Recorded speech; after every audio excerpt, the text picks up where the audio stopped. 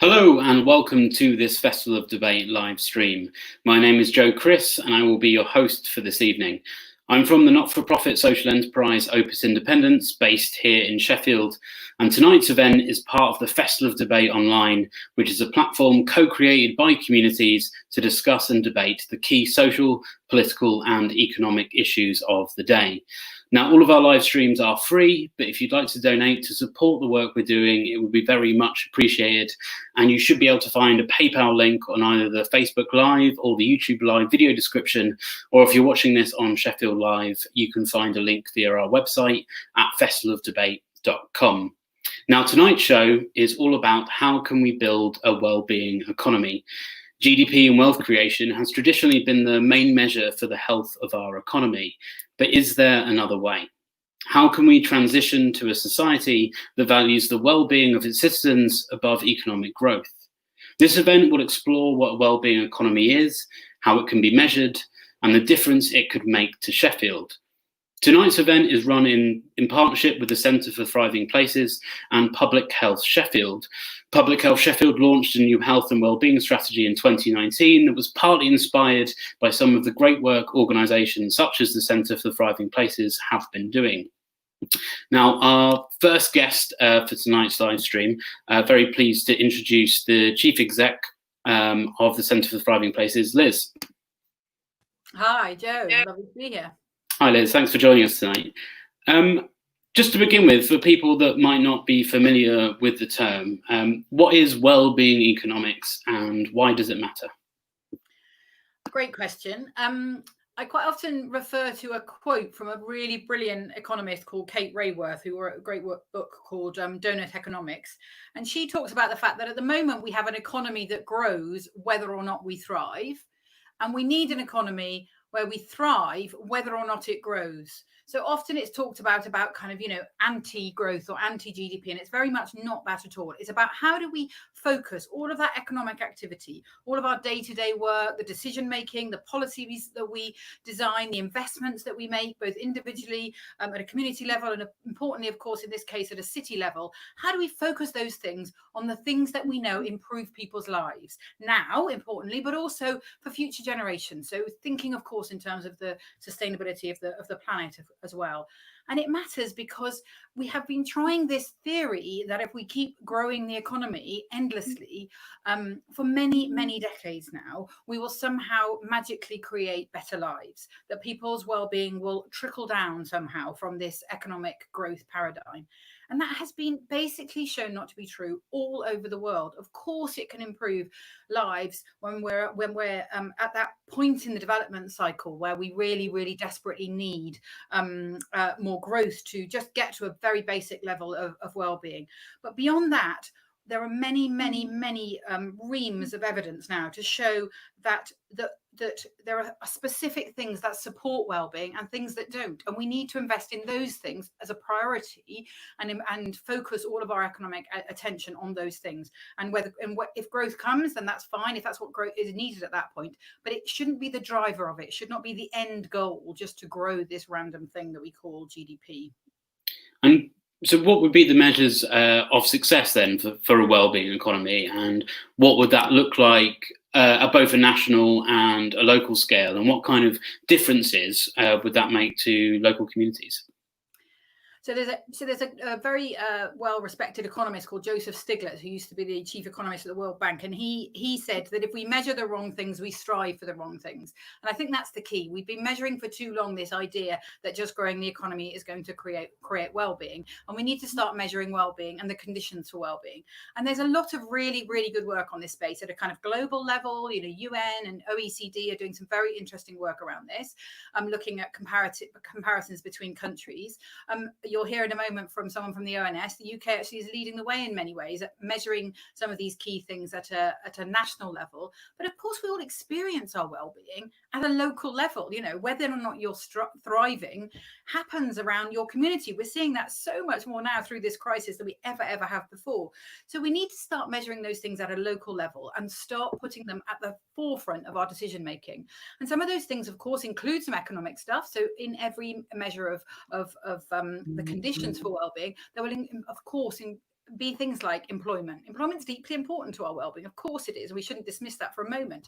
But also the type of employment we have, for instance. So we have in our Thriving Places Index a measure called a good jobs indicator, and that's looking at the quality of those jobs, how secure they are, whether they're getting a living wage, whether they have, you know, sense of purpose within them.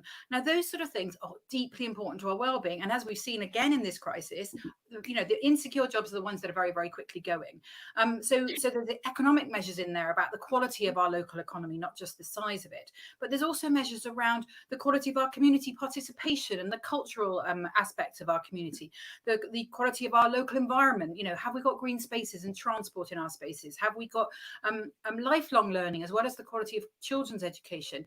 Of course, health indicators, not just physical health, but mental health, and on our physical and mental capacity to thrive, and on the opportunities we have in life to do the sorts of activities that improve our lives in the long run. So you mentioned the Thriving Cities Index there. Do you want to give us I know it's a really key part of your work. Do you want to let us know a little bit more about what the index is and some of the thinking behind it? Well, yeah, absolutely. So the Thriving Places Index is we publish the results for every local authority in England and Wales. So that's 373 local authorities. So wherever you are in the country, you can go online and look up your own results for that index immediately online and see all sorts of interesting maps. But what it's trying to do is answer the question, are we creating the right conditions for people to thrive? And are we doing that equitably? So it's not just a small few privileged people who are thriving. And are we doing it sustainably? So future generations' well-being is also being taken into account. Now, together, this set of indicators really paint an amazing portrait, really, of a place to say, are they getting their priorities right? Are they measuring what really matters to you and I and to millions of other people around this country?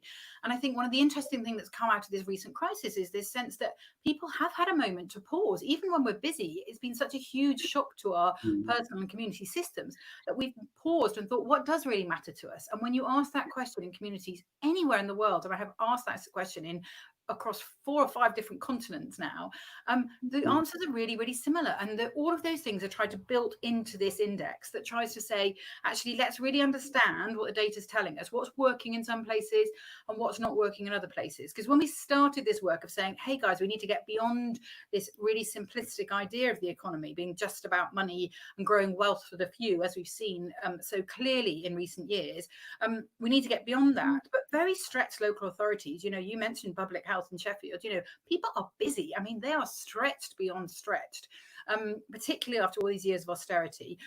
They haven't got time to read 1,000 academic reports. They haven't got time to build a new thing. So we've tried to do the hard work for them. So we've created this way of saying, here's a basic framework that tells you what's working, what's not working, what the priorities need to be, what your city, if you like, looks like through a well-being lens.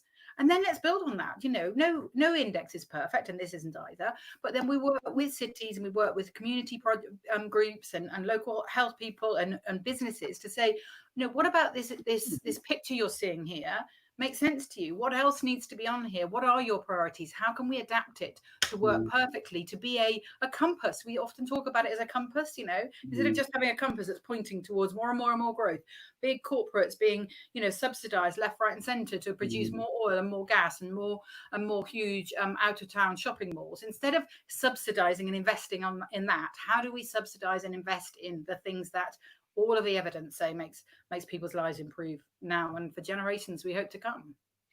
And I think at the moment, as you mentioned, there's been this sort of huge movement around sort of considering how we can build back better. We ran a show on that very subject a couple of weeks ago, and we had activists like sort of, Kate Pickett talking about how we need sort of social justice and well-being essentially at the heart of any response to the COVID-19 crisis and our economy. How do you see your work kind of building into that movement? Do you one of the things that the stat that's often mentioned, which I mentioned in that show, was that the RSA did a recent survey with sort of the general public and found that only 9% of people wanted to return to normal, essentially. Do you see the index part of that process of really, looking at how we can build back better? Absolutely, we really, really do. We're obviously signed up, fully supportive member of the Build Back Better movement already. But we've been around for 10 years now, and a lot of this work has been pushing against the boundaries. A lot of these spaces for all of that time, and suddenly it's like people are waking up at every level, as I mentioned, from the kind of global UN level through national government down to local government, right into communities, to saying we have to do things differently.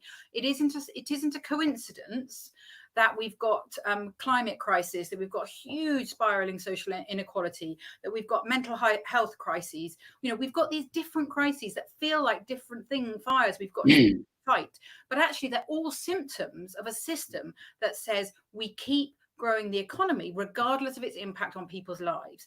It's a system that says you need to be a little bit unhappy enough to keep on consuming more stuff, because more stuff is what GDP really is. You've got to keep on wanting more stuff next year than last year. And that creates huge financial implications if consumption is our measure of progress.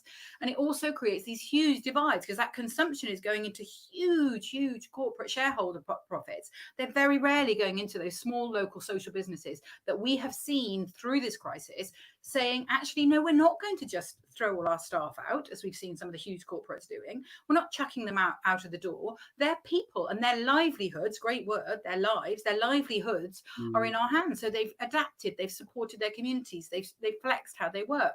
So as I said, jobs are important, but they're important. The types of jobs are important because those sorts of businesses and that sort of investment creates that resilience in communities that we've seen extraordinary examples of in the last 2 or 3 months. So absolutely, this is a key thing to building back better. And what we hope to provide, and we've been providing this for many years for local authorities and for any sorts of partnerships, community partnerships as well in local places, is it's a really, really solid starting point. They don't have to start from scratch. They don't have to look at the papers and go, wow, look at that stuff that's happening in New Zealand where they're transforming the way their whole economy works. Wouldn't it be great if that happened at a national government level here?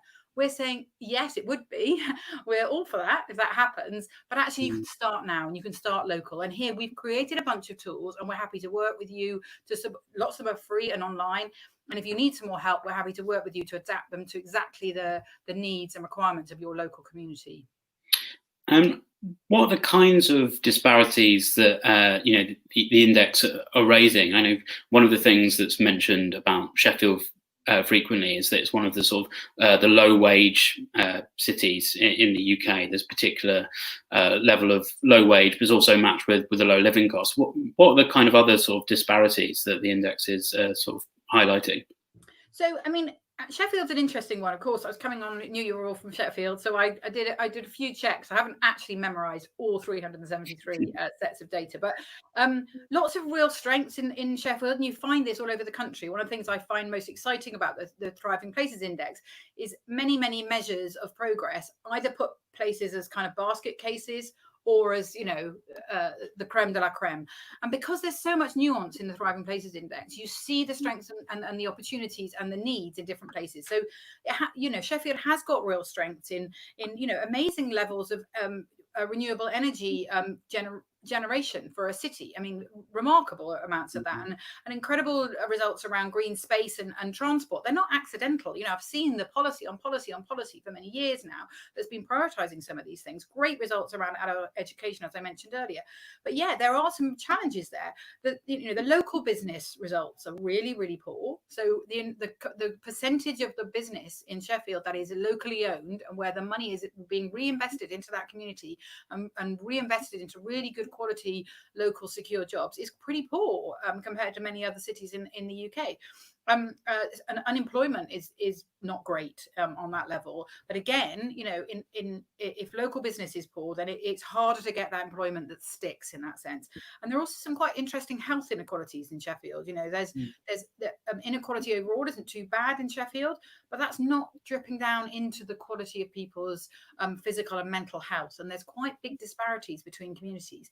Now, that's something that gives the opportunity there to really say, actually, how can we learn from others who are doing better in this space? You know, I think, you know, they're often quite interesting contradictions or apparent contradictions. Places in the country which you wouldn't necessarily would say were economically the most vibrant, doing particularly well on, you know, on education outcomes or inequality outcomes or interesting things like trust. You know, the importance of trust in our social fabric is huge. And there are big disparities around the country of how much people trust each other, they trust the authorities, they trust the system at large. Those are the sorts of things that your blanket economic measures rarely pick up. But they're things that if local government and local business and local communities invest in, you start seeing rewards. And I think that's what you're starting to see in Sheffield and some of those areas that you're doing particularly well in.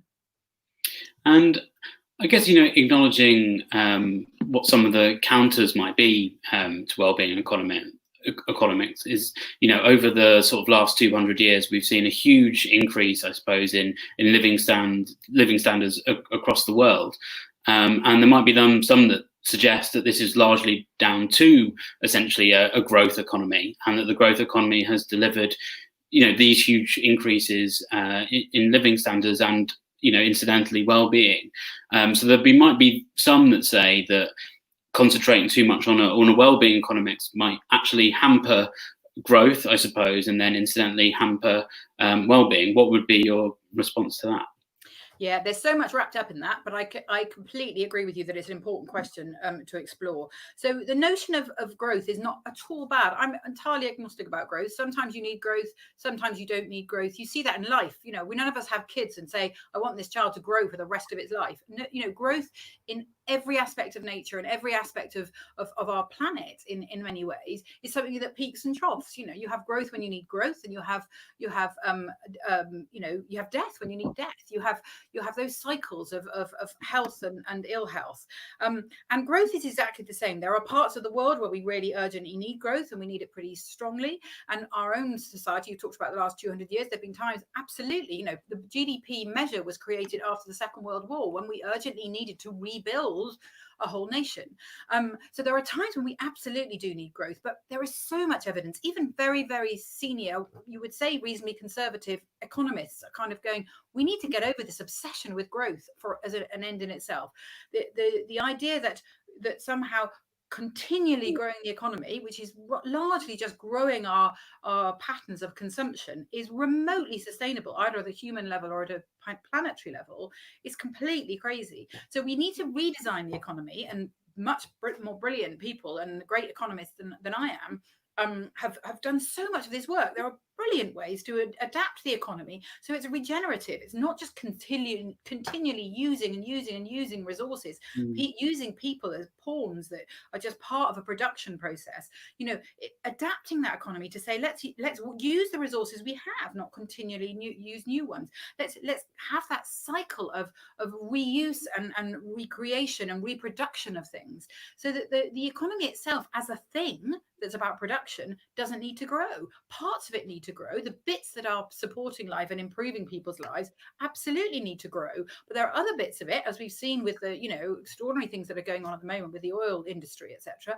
completely need to go. They don't need to just stop growing. They need to be taken out of the system if we're going to have any well-being in the future at all. So there's nothing wrong with growth. There's nothing wrong with the economy. This is not anti-money. Of course we need money, and we need jobs, and we need the economy, but we do not need it to perpetually grow, and we certainly don't need to be that to be our measure of success as a society. It is no proxy at all for your capacity to thrive, my capacity to thrive, or anyone else's capacity to thrive. So let's stop pretending it is and focus on what really matters, I guess, would be my counter argument. And I suppose, especially in the context of COVID-19 at the moment, the economic outlook is particularly challenging, to say the least. Do you think it's achievable to look at this transition, I suppose, to a well-being economy in the context of our current global economic outlook?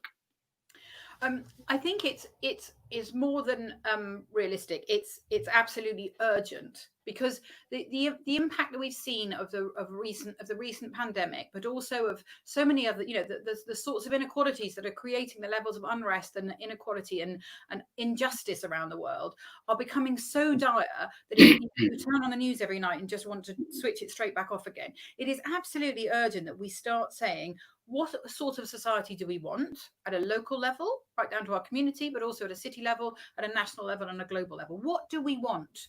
What does success look like? What would it mean to do that?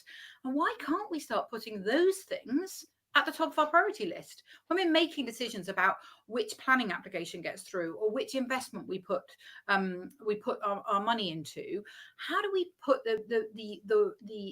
the types of data behind that show us where we will get the most value? And I mean that in a very, very big way. The most value, the most social value, the most human value, the most economic value, all of those different types of value. How we get the most value by investing in the sorts of things that deliver well-being for now and for the future of our people. Surely that's all economic growth is for. What's business for? What's schooling for, other than to help us to thrive? So let's find out what it is that does help us thrive, and then put that at the front and center of our decision making. And to be honest with you, the places that are starting to do that, and this isn't just a pipe dream, local places are doing it all over the world. You've got, amazing countries like New Zealand and Iceland and increasingly Scotland and Wales are actually doing a lot of this. They're absolutely putting this right in the heart of their government decision making, and it's having an extraordinary effect. And it's certainly not negatively impacting the economy. If anything, it's doing the opposite, because people are, bringing all of themselves to work because they're being rewarded for the things that really matter. Thank you, Liz. We'll come back to you a little bit later for the Q&A section of tonight's show. Just to mention as well, if you're watching this live on YouTube or Facebook, please do comment in the live comment section, and we'll be putting all of these questions to all of our guests later on. Next up, I'd like to invite Dawn Snape, who is the Assistant Director, Sustainability and Inequalities from the Office of National Statistics. Hi, Dawn. Hi there. Hi, Joe. Thank you for joining us. First question for you is around data, and why does data matter, and what difference can it make in terms of policy and practice? That's a huge question, isn't it, really? I think, data provides the sort of learning and insight that we need to know if we're heading in the right direction, if we're succeeding in what we've set out to do. And I think in an era of COVID-19 that we've had, data has really sort of rocketed to the top of our agenda, hasn't it, really? So on the nightly briefings we see every night, there's mention of the data about statistics on deaths and new infections, and how we're doing socially. That's also been included in the statistics. The things from, for example, the Opinions and Lifestyle Survey, which is asking people across Great Britain how they're feeling at the moment. Great. And I guess over this period, especially, what changes have you seen, I guess, in our attitude to and kind of understanding of data on the conditions of well-being? How's our priorities or focuses on policy changing, do you think? Well, I think definitely well-being has kind of skyrocketed up the agenda. I think as we know we're facing this very challenging time ahead economically, and we're in the midst of quite a lot of turmoil socially. I think well-being is increasingly at the forefront of the agenda. How we're doing individually, how we're doing in our homes, in our communities, and as a nation, really. So, and we're measuring that. We're actively measuring that, and that's actually being sought. That measurement to feed into the decision making that's happening now, because we know that GDP isn't going to be the only thing that gets us through this situation, this pandemic, and we need to look more widely than that to understand how we can all together move through this and beyond, and hopefully with minimizing the inequalities that might tend to appear unless we're really careful about that. And I guess we were talking about the indexed earlier, which is obviously a data-driven index, and I believe quite a lot of that index is built from figures and data that the ONS is helping to provide and feed in. And I guess some people might be curious in terms of how that data is essentially created. Where is that data coming from? How are you kind of capturing these different statistics? Well, ONS has been measuring national well-being for a decade now. So we look at 43 different indicators every year of how people are doing, and all that's based on a national debate that we held 10 years ago, when we asked people, what really matters to you? What matters to your well-being? And in your life, what's most important? And then we tried to find indicators that suited that.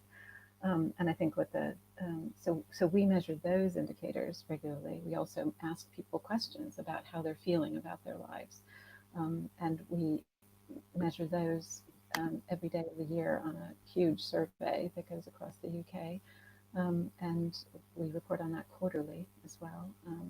And now, because of COVID, we haven't been able to do the kind of surveys that we usually do, but instead we've launched really quickly some online surveys to be able to continue that conversation with the people of Britain, to say, how are you doing? And we're collecting data every week that's reported now on that. So, and what feeds into the Thriving Places Index is even more kind of granular data at a lower level. So we produce annually a look across local authorities how well-being is going, and then compare year on year as to which are doing better, which are worse, and how much value has been added over the course of the year.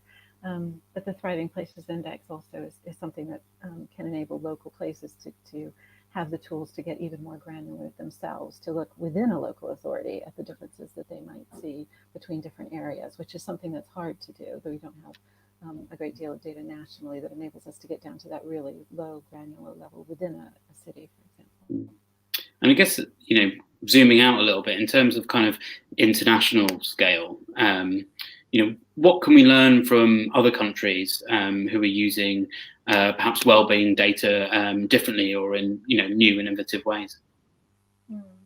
Well, I think Liz did mention New Zealand, which is has been really at the forefront in the last year about trying to measure well-being. The last couple of years, really, where they're trying to do well-being budgeting. So actually thinking about how their whole budget for the program for the government for the year should be set according to the things that lead to greatest well-being, and try to invest in those things. And I believe they're in a consortium sort of other countries trying to do similar things. So Scotland is also doing that, as is Iceland.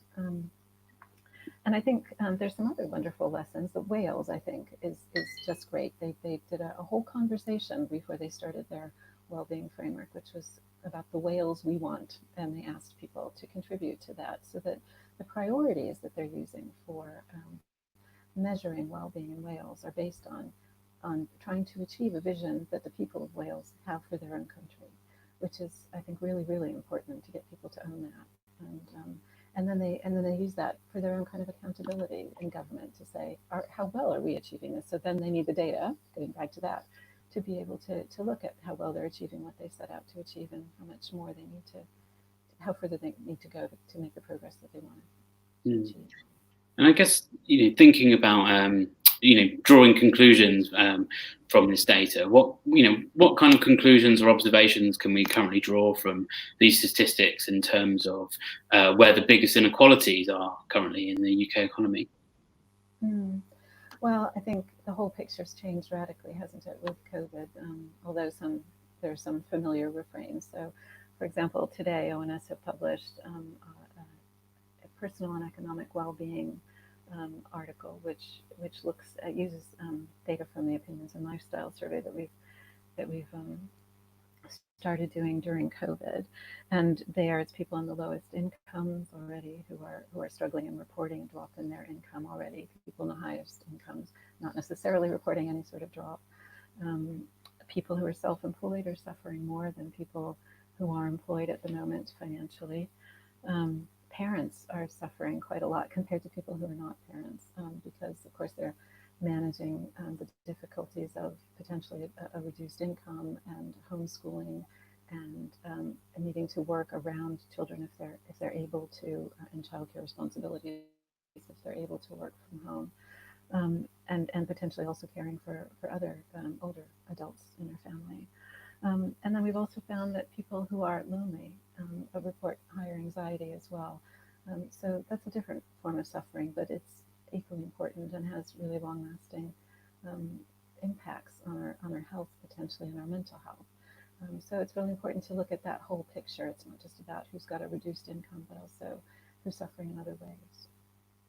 Great, thank you, Dawn. Again, we'll come back to you again a little bit later in the Q&A section. So again, if there are any questions out there specifically for Dawn looking at the data, if you'd like to put them in the YouTube or Facebook Live comment, we'll return to that a little bit later on. I'm going to go to our third guest now. I'd like to welcome Karen Creavin, who is from the Active Wellbeing Society based in Birmingham. Hi, Karen. Hi, thank you very much for having me this evening. Oh, thank you for joining us. My first question to you is around, how a wellbeing economy approach can, I suppose, be delivered in practice, looking at the reality of it and thinking about specifically, the differences it could make in particularly local neighbourhoods or communities. Sure. Well, I think we've all been having a bit of an opportunity to prototype what wellbeing economies look like during COVID to some extent.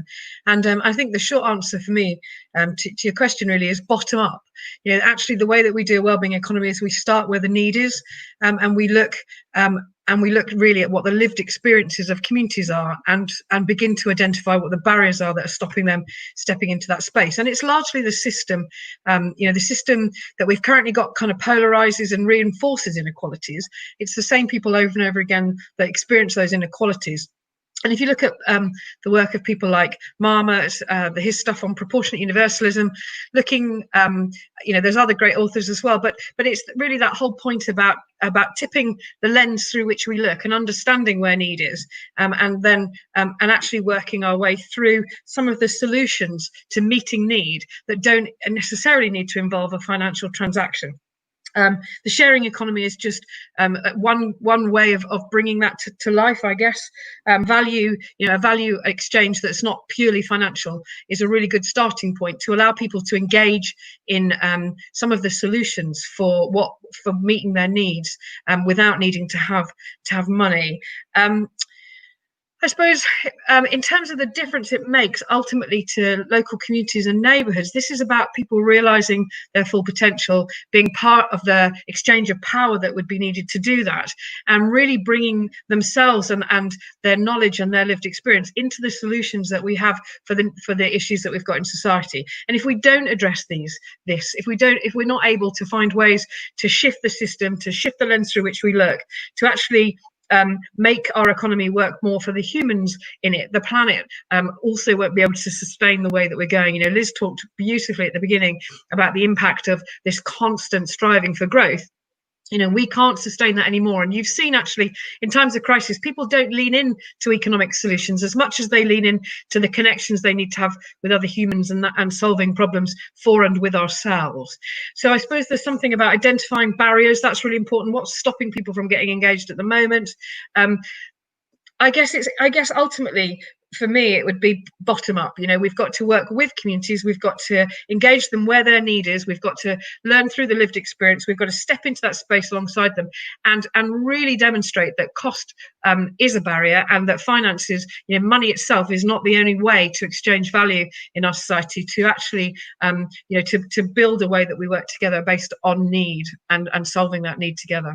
And if we were going to look at specifically, first steps for, actually putting wellbeing strategies and policies into place on a local level, what would you say would be, the first steps needed to really put that change in place? I think first and foremost, we really need to understand where the need is and start there.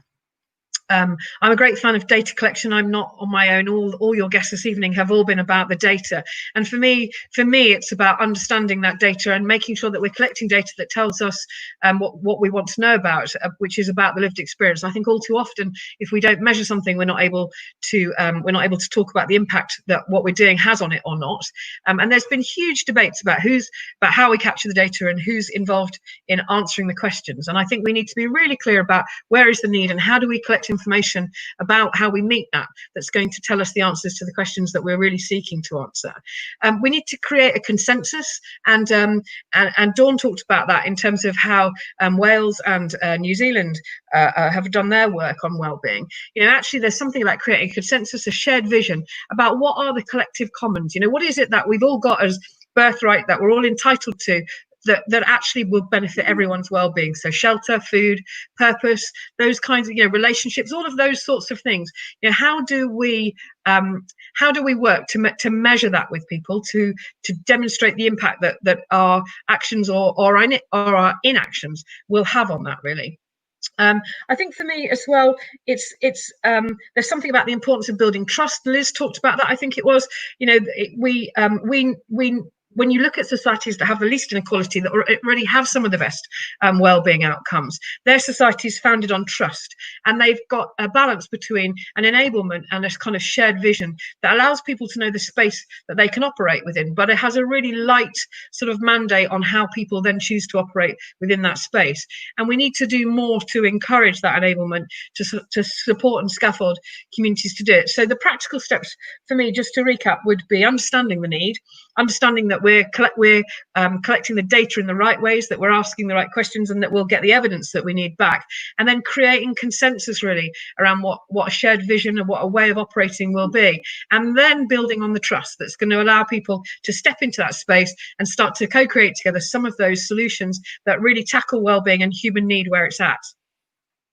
It's really interesting. I think one of the things, the way you talked about engaging local communities, I think, we often refer to the term of kind of active citizenship when we think about trying to bring communities, into processes, into essentially political, I guess, processes. And, I think it's important to acknowledge that there's, quite often a big disconnect, I think, between communities and perhaps our political process.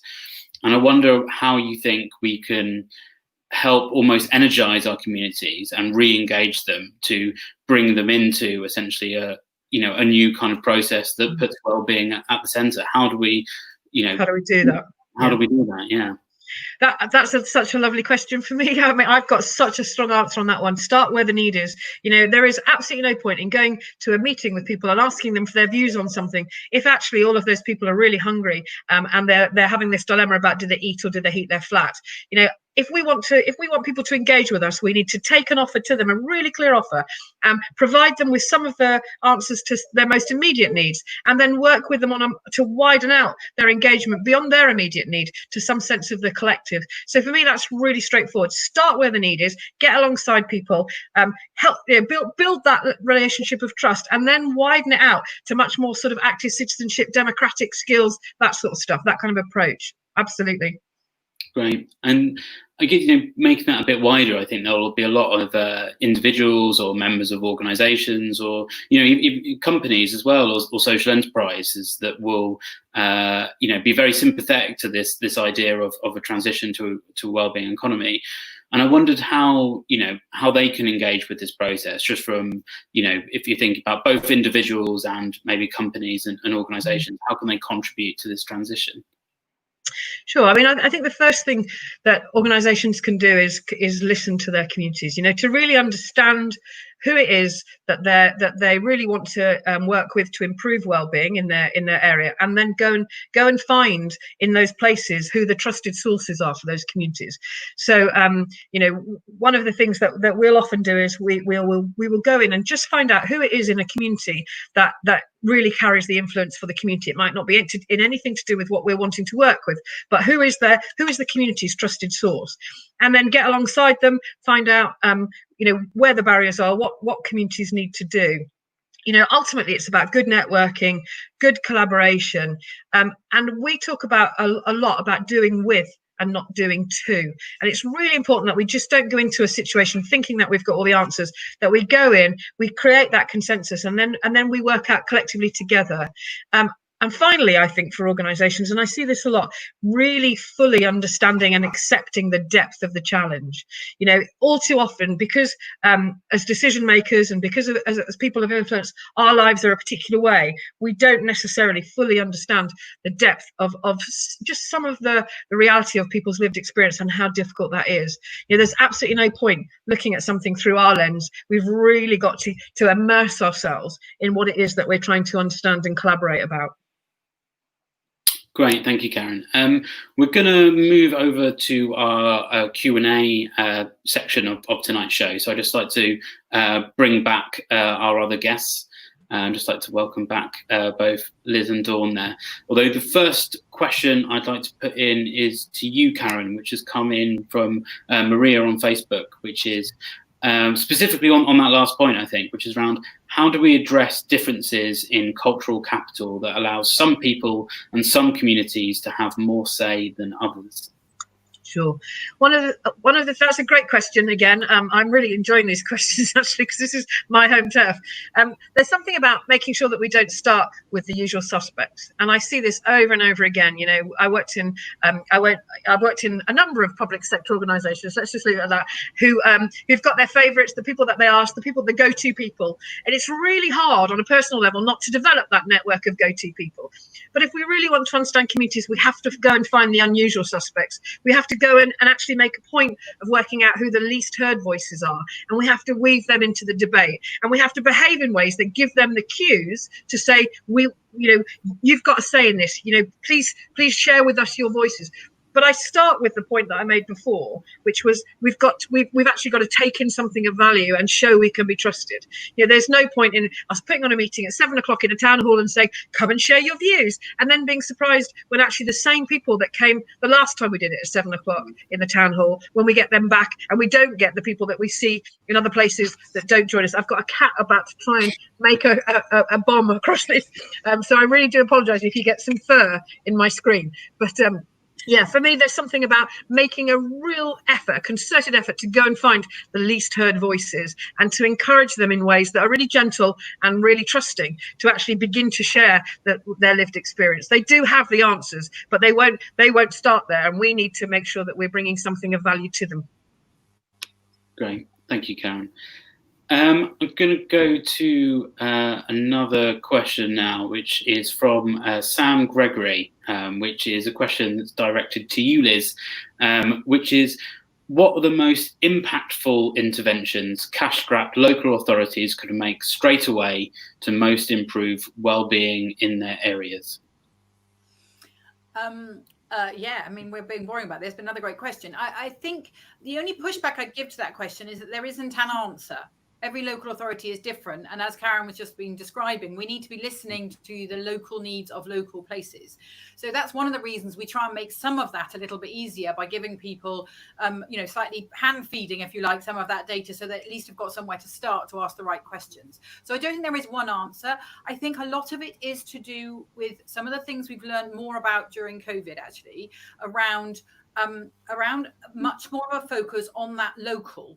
the things that we often don't value in our current system. So I've recently written something about a careful economy, the things that we think of as the care system, and that might be the official care system, looking after the elderly in our old people's homes, but it also is the care that we are giving at home, the care that, you know, the care that is in the community, the care we get for the environment. The kind of care economy is incredibly undervalued.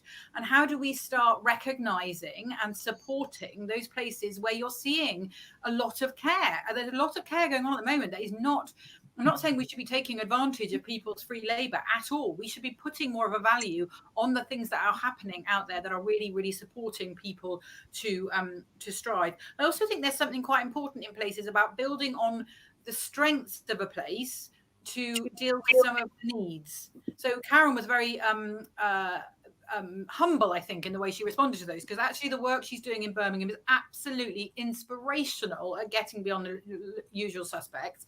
And a lot of that work is about getting people from all sorts of very diverse backgrounds to be physically more active and out in using green spaces. Well, Sheffield's got fantastic strengths, really fantastic strengths in green spaces, and it's actually got very strong weaknesses in health inequalities. So how can they be learning some of those not particularly expensive, really bottom-up systems to actually really support people to be using those amazing green spaces in a different way from those communities who often feel excluded from those places?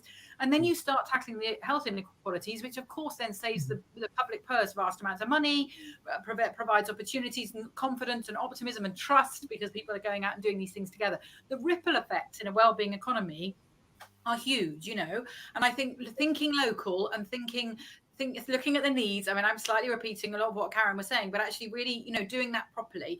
I also think there's something about using this lens that helps people make decisions across the board in a different way. You know, recently I was talking to a local authority where they've got a big decision about whether they build a huge out of town, you know, kind of cultural centre, or whether they build it much closer to home. And the out of town one has huge, you know, investment from some global corporation and would go up very quickly and provide X number of jobs. But everyone will have to go in a car. It will be deeply exclusive to so many different cultures. Those jobs will be instantly gone, and the moment there's a downturn in the economy, because that company won't care, etc. You put it through a well-being lens, and actually the longer term, perhaps slower burn in terms of GDP investment in the closer to the center of a place allows those local businesses to really thrive when new people come into it. People use public transport, and that supports the public transport system that allows those other communities to use them. So I think it's about using a different mindset. For me, all of this work, and even the work we do, we've got all these fancy data tools and the rest of it, but it's about changing mindsets. You know, what do we want to achieve, and how do we make our decisions based on wanting to achieve that, rather than trying to do it via something else like GDP. And I guess, Dawn, looking a little bit back at the data question in terms of, you know, how can councils, you know, use, you know, that data to, I guess, affect their decision-making process? Like, what are the different inequalities perhaps in different places, and how might councils perhaps in different areas be able to decide what their priorities should be? Well, I think we know that there are certain things that really, really impact on well-being, and in COVID, they're going to be even more important. So things like employment and helping to sustain employment, I think. So, I mean, the data is obviously relevant there, but as Liz was saying, it's about the quality of the jobs and having good jobs. And if you don't have a job, sustaining people who don't have a job for the time they don't have a job, to feel safe and secure still, to still be able to feed their families and themselves.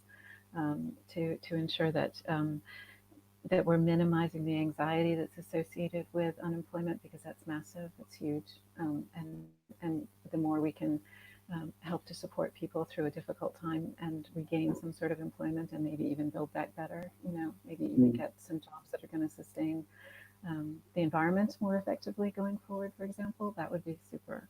I think there are also things, you know, that we've really learned through this about, and it always has been the case. We've always known that relationships really, really, really contribute to our well-being, and people with more stable, positive relationships are happier people on the whole, and more contributing members of society, really. So, and what we found during this emergency really is that when communities are supporting each other, that people feel more included, and a lot of people saying that they do feel they've got someone to rely on, and someone to trust, that would help them out if they were in a terrible position. And neighborhoods, I think, really have come together through this, and we could really build on those sort of things going forward too, in what's clearly going to be a turbulent time, I think, ahead. So the data is there. We're collecting it on a regular, ongoing basis. We're producing data weekly to sort of feed into this. But then it's really what we do with that and the decisions we make on the basis of it, and really policy makers putting on that new mindset that says it's not just about trying to keep growing. It's about trying to ensure that even in circumstances where we can't grow at the moment, that we're supporting the humans. Right. And Karen, do you have something to add on that point? Yeah, I wanted to reinforce and build on what Dawn said. Really, when she was talking about the importance of networks and people that you can rely on in your life, I was reminded of some research that I'm aware of. I can't remember who it's by, but it talks about being able to add another person to your network of people that you would go to in an emergency is worth the equivalent of a 50% pay rise. And I think all too often we it comes back to the very point of this debate, really, that, and Liz kind of was talking about it right in her bit at the beginning. All too often we would put value on the 50% pay rise because we've got metrics for it and all the rest of it. We don't have a way of articulating the value of having one more person in your life that you can turn to in an emergency. Because we're not asking the question, we're not capturing the data, therefore it doesn't count as value. But actually, if somebody said to you, okay, which do you want, 50% pay rise or another person you can trust, you would be able to, as a person, you would be able to tangibly discriminate between those options.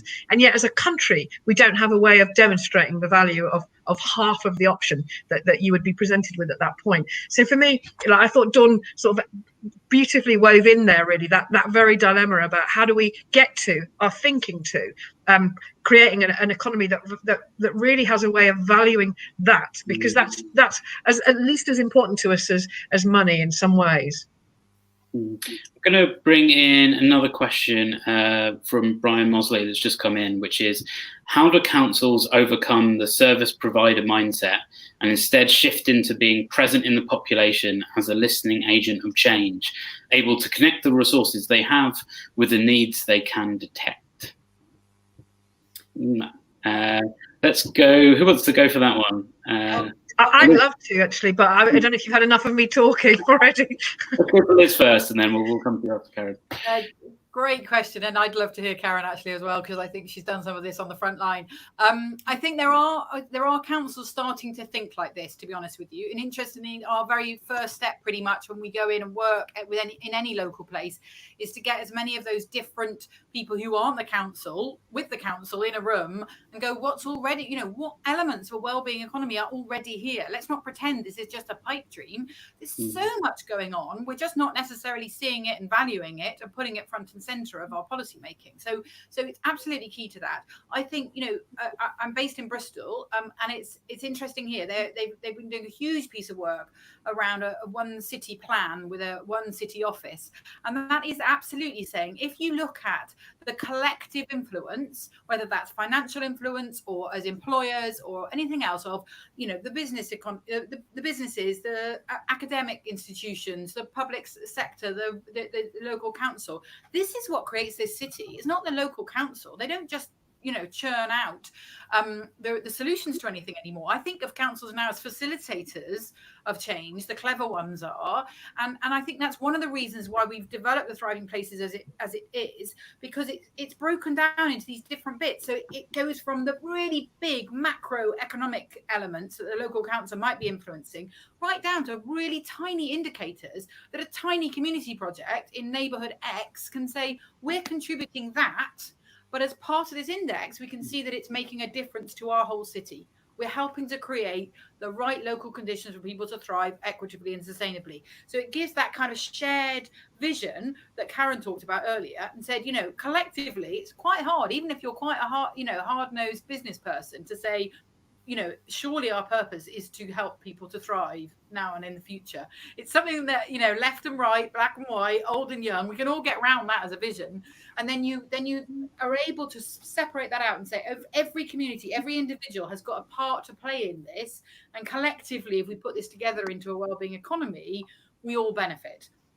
I think Karen will have a much more kind of concrete, how do you actually shift that service provider mindset probably. But I think it absolutely is happening. And I think that's the key thing for me about this, is we're talking about it all a little bit like it's a nice idea in a book, but it really isn't. It's happening.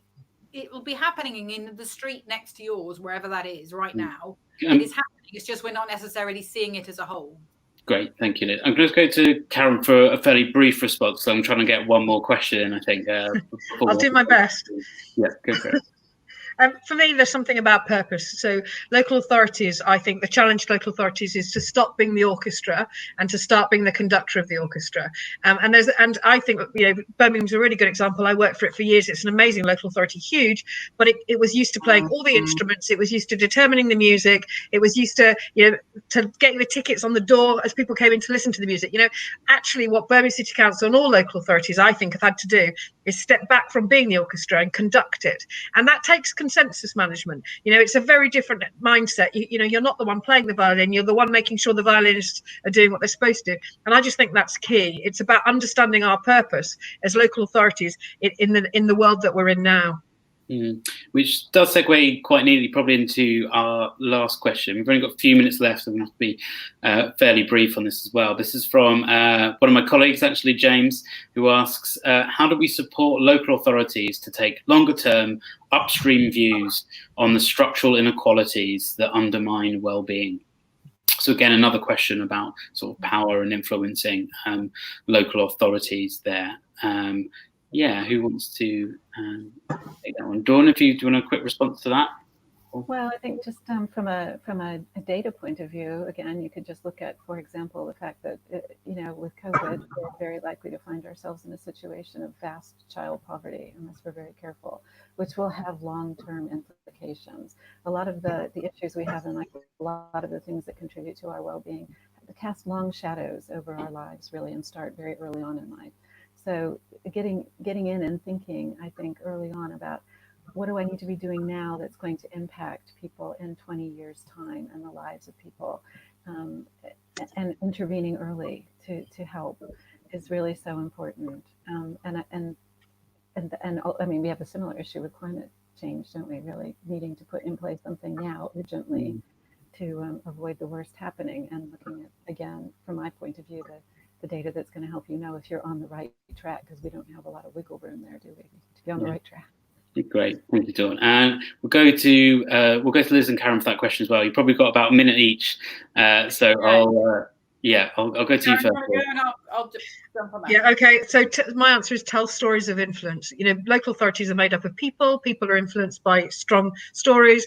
I always make a point of making sure that in every talk that I do, I talk about hungry bellies on my watch while I'm one of the grown-ups, or the impact for a young woman of period poverty if she can't go to school because she's got no tampons. We've all got platforms, all of us, in all of our worlds. Use those platforms to tell stories of influence, because that's what motivates ultimately local authorities. They are democratically accountable stories of influence. Completely agree with that. I'm going to try and bridge those two answers, because I think, when we started developing the Thriving Places Index, there are lots of other indexes and measures out there that just measure the well-being or the conditions. And we said we're not prepared to simplify this down into a single number that says this place is doing well because of X. The very least we reduce it down to is, are they creating the conditions as one element? Are they doing it equitably? And are they doing it sustainably? And by putting those three things with equal value alongside each other, we're basically saying you have to think long term, because it's structural inequalities that create the inequalities that are there. They're not going to be fixed overnight, and we cannot do this at the expense of the well-being of future generations. And I think realistically, we as citizens, and I say this now as a citizen, Karen's right, we've all got networks, we've all got platforms. We might have them as leaders of organizations here, but we all have them as citizens. And it's our job to start pushing people and supporting people when they do the right thing. So really being vocal, not just when we're fed up with the council for not collecting our bins, but when the council makes a long-term decision that we think is the right decision for people and planet, let's shout about it. Let's tell them we like that. And it's not just once every 4 years in the ballot box. We have a civic responsibility to make sure that the right things get the praise, not just our complaints. And I would implore everybody who's watching this to start really, really acting in that way, that actually spotting people doing well, catch them out, making the right decision, making policies and doing great things in any part of a city or any part of a community, and more of that will happen. Great, thank you, Liz. So yeah, final point there, positive reinforcement being as good as being a critical friend there. But yeah, thank you very much to all of our guests there. Thank you very much, Karen, Liz and Dawn for joining us, and thank you all for watching this live stream. If you've enjoyed the live stream and you'd like to contribute, please do. It'd be much appreciated. There's a PayPal link on the event description on Facebook and YouTube. We'll be back next week with a show talking about the effect of COVID-19 on arts and culture and the different types of artistic responses and how artists can respond to COVID-19 in this situation. So thank you very much. That's it from us. Good night.